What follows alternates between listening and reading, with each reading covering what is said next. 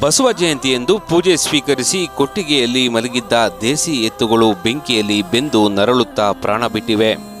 ಚಿಕ್ಕನಾಯಕನಹಳ್ಳಿ ಪಟ್ಟಣದ ನಿರ್ವಾಣಸ್ವಾಮಿ ದೇವಾಲಯದ ಹತ್ತಿರ ನಿನ್ನೆ ರಾತ್ರಿ ಸುಮಾರು 2 ಗಂಟೆಗೆ ರೈತ ನರಸಿಂಹಮೂರ್ತಿ ಎಂಬುವವರ ದನದ ಕೊಟ್ಟಿಗೆಗೆ ಬೆಂಕಿ ತಗುಲಿದ್ದು, ಬೆಂಕಿ ನಂದಿಸುವಷ್ಟರಲ್ಲಿ ಪ್ರಾಣಕ್ಕಿಂತ ಹೆಚ್ಚಾಗಿ ಸಾಕಿದ್ದ ಮುದ್ದಾದ ಎತ್ತುಗಳು ಪ್ರಾಣ ಬಿಟ್ಟಿವೆ.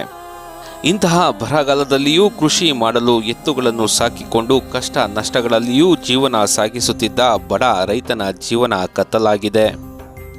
ಕೊಟ್ಟಿಗೆಯಲ್ಲಿ ಇದ್ದ ಲಕ್ಷಾಂತರ ಬೆಲೆ ಬಾಳುವ ಮರದ ಮುಟ್ಟುಗಳು, 1.5 ಲಕ್ಷಕ್ಕೂ ಹೆಚ್ಚು ಬೆಲೆ ಬಾಳುತ್ತಿದ್ದ ಮುದ್ದಾದ ಎತ್ತುಗಳನ್ನು ನರಸಿಂಹಮೂರ್ತಿ ಕಳೆದುಕೊಂಡು ಕಣ್ಣೀರಾಕುತ್ತಿದ್ದಾರೆ. ಸರ್ಕಾರ ಹಾಗೂ ಸಂಬಂಧಪಟ್ಟ ಇಲಾಖೆ ಈ ರೈತನ ನೆರವಿಗೆ ಧಾವಿಸಿ ರೈತ ಮತ್ತೆ ಜೀವನ ಕಟ್ಟಿಕೊಳ್ಳಲು ನೆರವಾಗಬೇಕಿದೆ.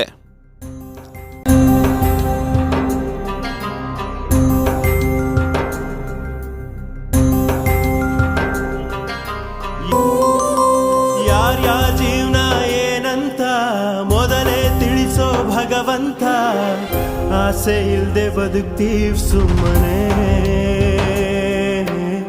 ಮನುಷ್ಯ ಜನ್ಮ ಬೇಡ ದೇವನೇ.